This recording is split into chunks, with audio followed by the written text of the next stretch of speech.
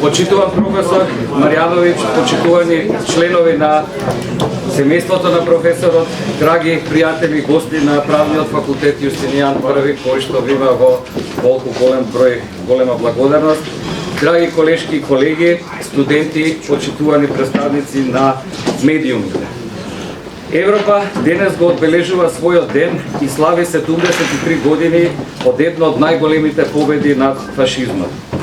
Токму затоа, Правниот факултет Јустинијан I Скопје денес особено се гордее што се јавува како издавач на претходно објавената автобиографска сотија стручен труд од професор доктор Ѓорѓи Марјановиќ. На предлог на нашиот колега, професор доктор Тони Десковски, Наставно-научниот совет на факултетот на седницата одржана на 22.12.2017 година, со акламација донесе одлука да ја издадеме, повторно да издадеме сотијата стручен труд. Зошто сакавме, а и сакаме повторно да го актуализираме овој текст. На ова прашање се обидовме да одговориме, поставувајќи си повеќе подпрашања. Дали и колку грешките од минатото треба да бидат поправени? Дали сегашните и идни генерации имаат право да ги заборават и да ги игнорираат неправдите од минатото? Кој би имал корист од поправање на овие неправди? Дали само засегнатите поединци и нивните најблиски или поширокото општествено обкружување? Одговорите некако се наметнаа сами по себе.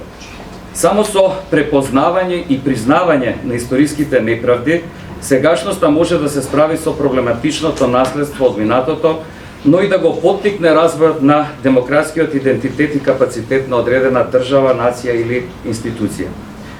Повторното издание на сотијата стручен труд не треба да се свати само како јавно извинување од сегашните генерации на професорот Ѓорѓи Марјановиќ, туку треба да послужи како инструмент за борба против заборавот, за негување на колективната и институционалната меморија и конечно за праќање порака грешките од минатото да не се повторат. Демаскирањето на општествените пореметувања во даден општествен контекст, без оглед кога и да се случи, може да има само позитивна, едукативна улога за сегашните и за идните членови на академската заедница, но и пошироко.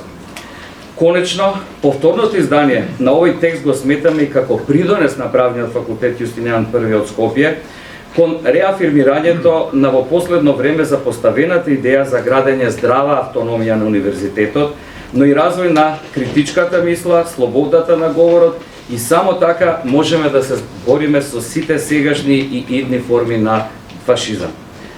Пред да им отстапам простор на промоторите на изданието, би го поканил професор доктор Тони Десковски, кој што воедно беше иницијатор за повторното издавање на сотијата на професор Марјановиќ, да ви се обрати. Повелете.